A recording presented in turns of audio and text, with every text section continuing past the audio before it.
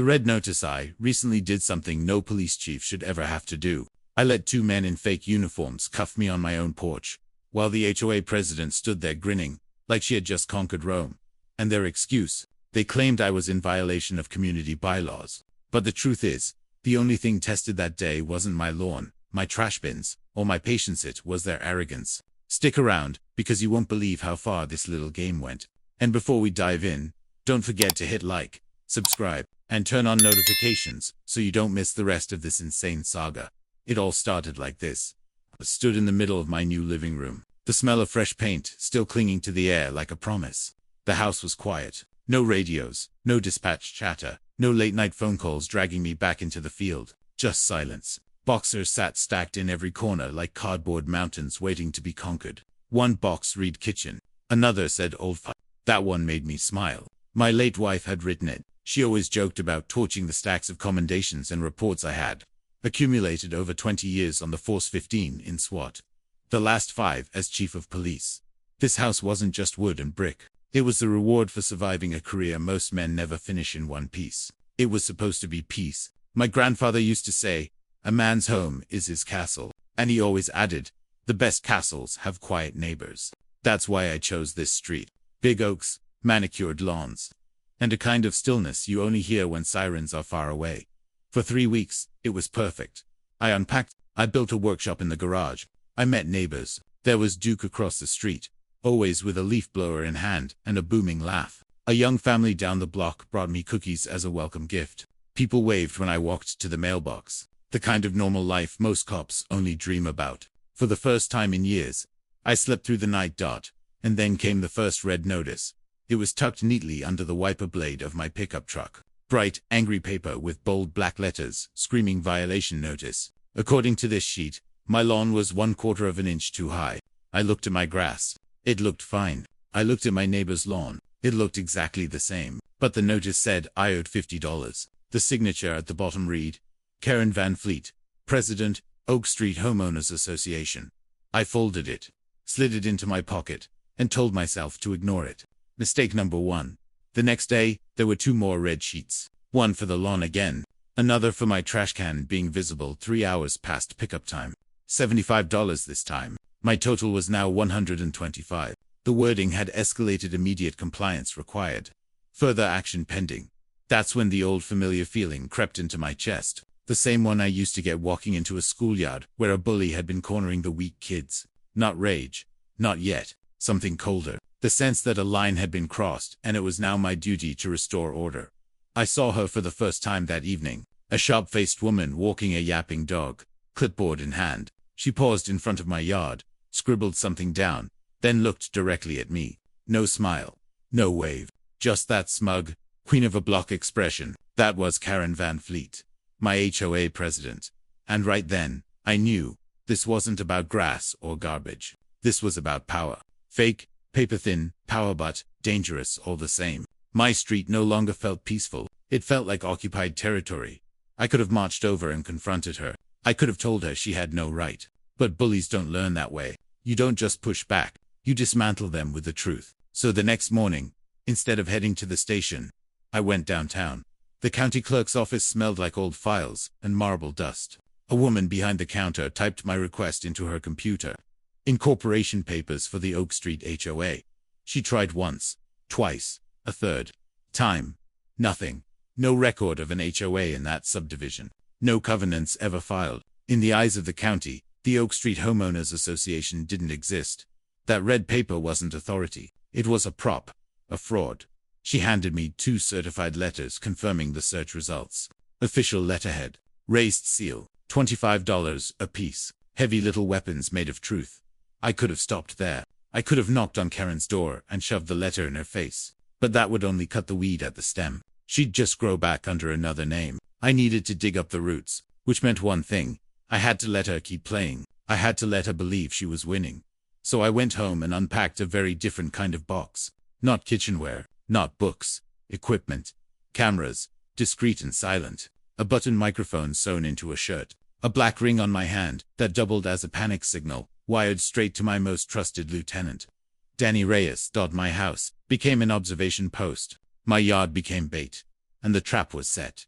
Because Karen Van Vliet wasn't running a neighborhood committee. She was running a con. And the one thing every con artist forgets is that sooner or later, they try the wrong mark. That mark was me. The next notice wasn't $50 or $75. It was $500. It claimed my property was now subject to a lien. Legal action pending. More nonsense. More intimidation. But this time, I didn't crumple it up. I smiled, because I knew exactly what was coming next. The question wasn't if she would escalate. It was how. And when the dark SUV rolled up outside my house, when two men in cheap imitation police uniforms stepped onto my porch, I realized my little HOA drama had just turned into something much bigger, something criminal, something I was ready for. The quiet morning air on Oak Street was broken not by birds, but by the low growl of a dark SUV pulling to the curb outside my home. The windows were tinted, the paint gleamed, and the entire vehicle reeked of one thing: intimidation. Two men stepped out. To the untrained eye, they looked like police officers. Navy shirts, badges that glinted in the light, even shoulder patches that seemed official at first glance. But 20 years in law enforcement teaches you to spot the difference. The seams were wrong, the patches were off, and the way they moved, sloppy. Real officers carry their authority in their posture. These men carried insecurity, disguised as toughness. Then she appeared. Karen Van Vliet, clipboard in hand, face full of triumph, striding up the driveway like a queen marching into her throne room. She didn't even try to hide her satisfaction. She pointed toward my front door, whispering orders to her hired muscle. The pounding on my door rattled the frame. Not a knock, a demand, an attempt to remind me who she thought was in control. I opened the door slowly, letting my face settle into an expression of mild confusion. The mask of the compliant homeowner. They thrust a piece of paper into my hands. Another forgery. A warrant citing criminal defiance of community bylaws. A charge that doesn't exist in any legal code, anywhere. The fake court seal was laughable. The judge's name, at the bottom, retired 5 years ago. But they thought it looked real enough. Real enough to scare, real enough to control. Karen stood behind them, watching. That smug smile had only grown wider. I raised my hands slowly, as if in surrender. The bigger of the two imposters pulled out a pair of cheap cuffs, snapped them around my wrists, and tugged hard. The metal bit into my skin. I didn't flinch. Instead, I gave Karen the smallest smile, just enough for her to see, just enough to let her wonder why I wasn't panicking. That smile rattled her. She spat at me, eyes flashing with anger, but she had no idea what she'd just walked into. They led me down the driveway in what they thought was a perp walk. Neighbors' curtains twitched. Phones appeared in hands. Duke across the street had his blower running, but I caught the angle of his phone raised just enough to capture the show. The young family next door peeked through blinds, recording. Karen wanted the neighborhood to see me humiliated. Instead, she gave me multiple camera angles of her criminal conspiracy. The SUV door slammed shut behind me. My wrists were cuffed, but my right thumb was free enough to press the panic ring. 2 taps. A silent signal raced through encrypted channels, straight to Lieutenant Danny Reyes. Now the game wasn't just on, it was documented. Live streamed to the one person I trusted most in the world. The SUV smelled of stale coffee and cheap air freshener. The driver smirked in the rearview mirror, speaking into his phone, reporting in, probably to Karen. The passenger turned around, sneering, tossing out lines about how I should have just paid the fines. I stayed silent. Silence is a weapon. It unsettles men who feed on fear and reaction. What they didn't notice was the small disc now, magnetized to the underside of their bumper. A GPS tracker I had palmed in my cuffed hands as they shoved me toward the vehicle. 1 second of fake clumsiness. One brush of my hands against the metal frame. And the trap was complete. Now, every turn of their wheel was being tracked. Every mile was logged. And every word they spoke was being recorded by the button on my shirt. They thought they had power, but in reality, they had already delivered the evidence I needed. The SUV wound its way through town, heading toward the industrial park. A perfect place for threats and intimidation. A perfect place for me to let them dig their own graves. The passenger leaned in again, voice full of menace. When we let you go, you'll forget this ever happened. You'll pay your fines. You won't call the cops, because we know where you live. It was the last piece of the puzzle. Extortion, kidnapping, impersonating officers, a conspiracy wrapped in arrogance, and every second of it was being logged in real time. What they didn't realize was that miles away, Danny Reyes was already moving units, silent cars trailing, officers preparing for the take. The net was closing in. As the SUV slowed, Boxed in by traffic it didn't recognize as tactical placement. I leaned my head back against the seat. Calm, patient, focused, because in their eyes, I was just another victim. Another scared homeowner who folded under pressure. But in reality, they had just kidnapped the wrong man, and the crash of their fake empire was about to begin. The SUV turned down a desolate stretch of road, surrounded by warehouses and half-empty lots, a place chosen for intimidation, for isolation, for fear. But it was also the perfect hunting ground for something far more dangerous than Karen's hired muscle. Real law enforcement. They thought they were in control. They thought this was their stage. What they didn't know was that my team had already set the scene for a very different finale. It started subtle. A construction van eased out in front of us, crawling just slow enough to force the SUV to brake. Behind us, a black sedan tightened the gap, cutting off escape from the rear.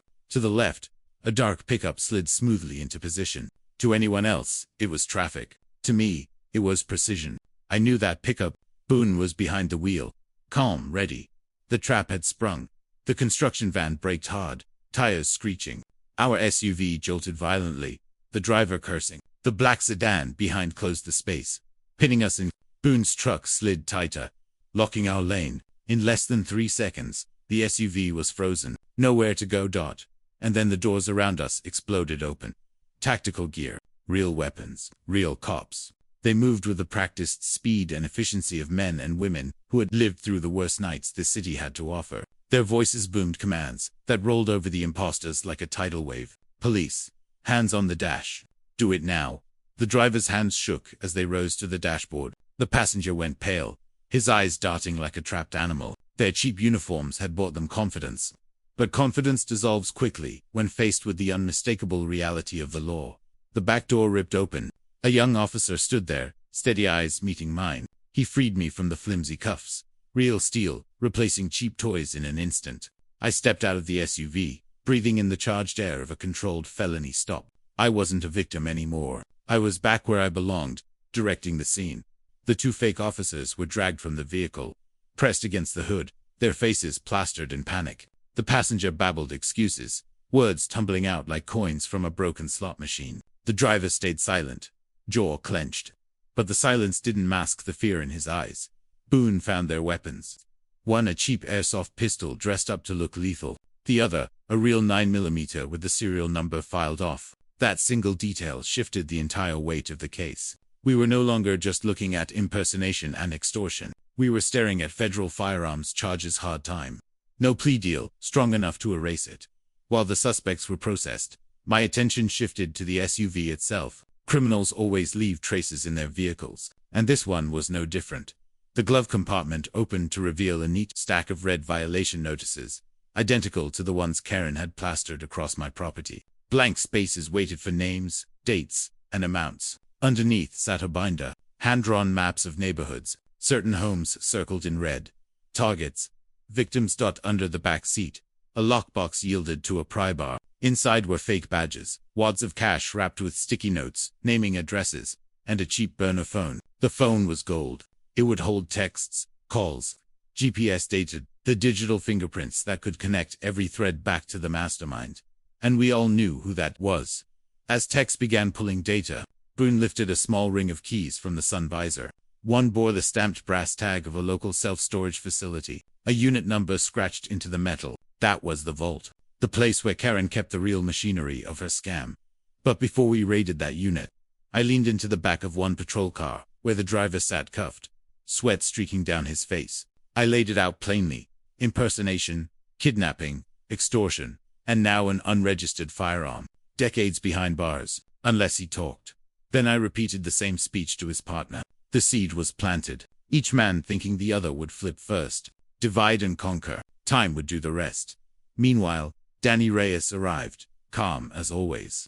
Her phone pressed to her ear, already drafting warrants. She didn't need my direction. She knew exactly what needed to happen. Karen's home, her car, her storage units, every place she might hide evidence. The warrants were signed within the hour, and as the forensics team loaded the SUV onto a flatbed, as the suspects were driven off in separate cruisers, the weight of what we'd uncovered began to settle in. This wasn't just a petty neighborhood squabble. This was a criminal enterprise. Forged documents, racketeering, conspiracy, and every single piece of it was about to come crashing down because, for all her smug confidence, Karen Van Fleet had made one fatal error. She believed fear was stronger than truth, but the truth was now armed, mobilized, and coming directly for her. And the first stop would be that storage unit. The keys rattled softly in my palm as Boone and I stood in front of a row of steel doors, painted orange and blue. Each one looked identical, just another anonymous box in a maze of forgotten furniture and old memories. But Unit 218 wasn't storage. It was a vault. A vault of fraud, intimidation, and greed. The brass tag on the key matched the lock perfectly. Boone gave me a look, waiting for my signal. I nodded. He clipped the facility's padlock for the chain of custody record, then slid the key into the actual unit lock. It turned smoothly, too smoothly. Karen hadn't even bothered to make this place look abandoned. The metal door rattled as it rolled upward. The smell hit us first. Not dust and mildew, but ink, toner, and stale paper. We weren't looking at a cluttered unit filled with boxes of clothes or broken lamps. We were staring at an office dot in the center. Sat a desk with neatly stacked folders. Against one wall, towering filing cabinets lined up like soldiers. Along the other, boxes of envelopes, reams of bright red paper, and a high-end commercial printer, large enough to outfit a corporate mailroom. This wasn't carelessness. This was production. Karen Van Fleet wasn't just making the occasional fake notice. She was running a factory. The first drawer of the filing cabinet was labeled Oak Street. My name was right in front. Inside was a dossier, thicker than any neighborhood file had a right to be. Property records, tax assessments, copies of every violation, notice she'd slid under my wipers. Even notes about my routines when I left for errands, when I returned, when the lights in my living room went off at night. Behind my file came others. Neighbors who had received notices. Neighbors who had moved away. Paperclipped to their files were copies of checks. 200 here, 500 there. One family had paid more than $2,000 over a single year. Their file littered with complaints about non-compliant mailboxes and excessive holiday decorations. It wasn't incompetence. It was targeted exploitation. She chose her marks carefully. New homeowners unfamiliar with the area. Elderly residents too afraid to fight. Families stretched thin who couldn't afford legal battles. The deeper we dug, the wider the scheme grew. The second cabinet wasn't labeled Oak Street at all. It was labeled Willow Creek. Another was marked Maple Lane. Drawer after drawer revealed the same scam repeated across neighborhoods all over the city. Dozens of false dozens of streets under her thumb. Karen Van Fleet wasn't just a petty tyrant. She was a one-woman crime wave. And then came the mother lode. At the bottom of the last cabinet sat her ledger. Not just a notebook, but an entire corporate web. Shell LLC's accounts tied to fake addresses. Bank deposits matching the very checks clipped to victims' files. The numbers told the story in brutal simplicity. Over $250,000 siphoned from frightened homeowners. But the evidence didn't stop there. Stacks of pre-printed government letterhead sat neatly wrapped in cellophane. Fake lien forms. Forged court orders, complete with a scanned judge's signature. Every single document a weapon she'd deployed against ordinary families who never thought to question the authority stamped on paper. Danny arrived while we were still cataloging. She flipped through one file and her calm facade cracked into anger. It was from Willow Creekin, elderly widow. Notes in Karen's handwriting labeled her a soft target. Karen had harassed her over rose bushes until she sold her home and moved to a retirement facility. That was Karen's true talent, not just fraud, but cruelty. She didn't pick names at random. She profiled her neighbors like prey. The picture was complete now. We had the victims. We had the forged tools. We had the money. And we had a clear trail leading directly back to her. But fate had handed us something even better. From the burner phone seized in the SUV came a text message. Timestamped, less than an hour earlier. Board meeting tonight. Garage at my place. Attendance mandatory. Karen wasn't done playing queen. She was about to gather her board. A collection of enablers and conspirators. To review their kingdom. And that meant we wouldn't just arrest her quietly. We'd arrest her on her throne. By the time the sun went down, Oak Street was under quiet siege. Unmarked cars at each end. Tactical officers staged in backyards, concealed behind fences and hedges.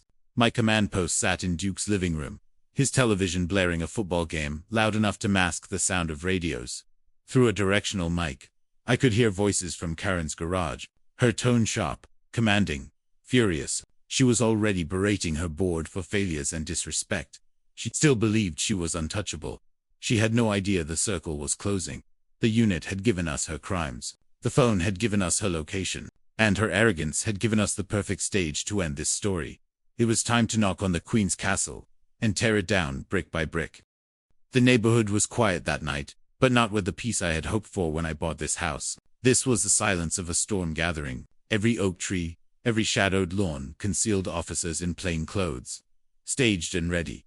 From Duke's backyard, we had a perfect view of Karen Van Fleet's garage. The door was closed, but the lights glowed bright through the seams. A directional mic carried her voice clearly, sharp, clipped, furious. She was scolding her so-called board members, angry about her employees disappearing, demanding loyalty. Even in her final moments of freedom, she still believed she was a president, running a legitimate organization.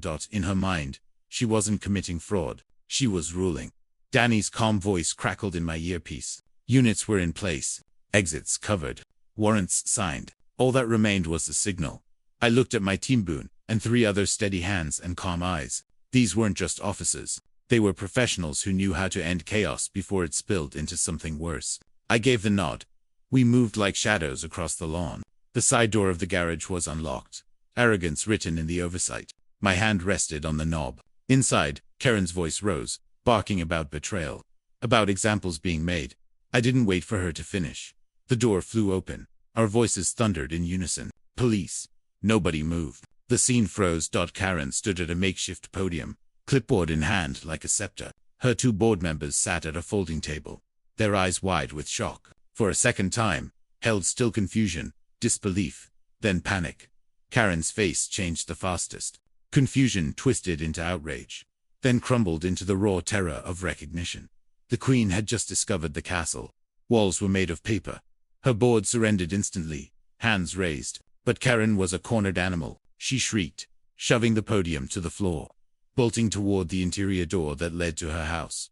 Boone cut her off, immovable, steady as oak. She tried to push past him, clawing, shoving, twisting, but Boone didn't budge. I joined him, taking her other arm. Together we locked her down, her struggles growing weaker as the real steel of my cuffs closed around her wrists. The click of the first cuff echoed like a hammer on stone. Final, inescapable. Karen Van Fleet, I said, voice firm and measured. You are under arrest for extortion, conspiracy to commit fraud, racketeering, criminal impersonation, and forgery of a government seal. Her board members stared as their queen's throne crumbled beneath her. Karen spat venom, threats, promises of lawsuits, wild claims of authority. But her words meant nothing. The flashing blue and red lights outside, the grim determination of the officers surrounding her. The final slam of the patrol car door of it said what she refused to admit. Her reign was finished. Neighbors poured onto their porches as she was escorted out. Phones recorded, capturing the image of their self-appointed ruler in handcuffs. For months, she had stalked them with red notices and intimidation. Now they watched her reduced to what she had always been, a fraud. For the first time in weeks, Oak Street felt lighter. Fear had cracked. The illusion had shattered. But arrests are not the end. Arrests are the beginning of consequences, and Karen Van Fleet had spent too long weaving her empire of paper and lies for it to crumble quietly. The evidence was overwhelming. The files in her storage unit, the burner phone logs, the cash bundles, the fake badges, the red notices, the recordings from my button mic. It was airtight. No lawyer could spin it. No board member could deny it. And yet, as I watched her shoved into the back of the cruiser, her eyes locked on me with a venomous glare. You haven't won, her expression said. This isn't over. But I knew better, because the law had finally caught her, and the law does not lose. The flashing lights faded from Oak Street that night, but their echo lingered. For weeks, neighbors replayed the sight of Karen Van Fleet in handcuffs, her clipboard abandoned in the gutter, her crown of intimidation shattered. What began with red notices on windshields ended in a courtroom where the truth stood, taller than her lies. The trial moved quickly. There was no need for theatrics. The evidence spoke louder than any closing argument ever could. The SUV filled with fake badges, the stacks of forged documents in her storage unit, the bank records showing hundreds of thousands funneled into shell accounts. All of it painted the picture of a woman who built her empire on fear. And the recordings, those were the nails in the coffin. My button microphone had captured everything. The fake warrant, the threats, the extortion. The jury heard the arrogance in her voice, the smug certainty that she could bend the law to her will. They also heard the panic when it all collapsed. The judge's words were plain and heavy. 15 years in federal custody, 3 years of supervised release, a permanent injunction forbidding her from holding any position in property management or HOA leadership, every shell account seized, every fraudulent lien voided, restitution ordered for every family she targeted. She had tried to use the fear of losing one's home as a weapon. Now she had lost hers. For the neighbors she bullied, checks began arriving within months. Families who had moved away were tracked down and repaid with interest. Liens were erased, titles cleared, names restored. The red paper that once carried so much weight became nothing more than evidence bags in storage. The case didn't stop with Karen. Her downfall cracked open doors in other neighborhoods, exposing copycats who tried to run the same scam. Those fell quickly, dismantled before they could grow into the monsters she had built. Her empire had collapsed, and its aftershocks cleared the rot from more than just Oak Street. As for me, I returned to the life I thought I was buying when I moved here. Coffee on the porch in the morning, the sound of Duke's mower and his booming laugh across the street. Children riding bikes without parents worrying about fines for sidewalk chalk or toys left on lawns. The street felt lighter, not silent from fear, but quiet with peace. The kind of quiet you earn, not the kind you buy. On my mantel sat my grandfather's photo. He always said rules were meant to serve people, not control them. Karen Van Fleet had twisted rules into shackles. We broke them, piece by piece, until all that remained was the truth. At the station, a fake badge from her SUV now hangs in the training room, not as a trophy, but as a lesson. A reminder to recruits that authority isn't about paper or props. It's about trust. It's about work. And when someone tries to counterfeit that, the law doesn't hesitate. Karen believed fear was stronger than truth. She believed power lived in notices and signatures. But she forgot that facts don't bend, evidence doesn't lie, and justice doesn't scare. Oak Street is whole again. The castle walls are sturdy. The fence line is clear. And if another would-be tyrant thinks they can try the same game here, they won't find victims, they'll find me. And that's a story worth remembering. So if you've followed this saga all the way through, don't forget to hit like, subscribe, and ring the bell so you never miss stories like this, because the world is full of Karens, and sometimes the only thing standing between them and their next victim is someone willing to fight back.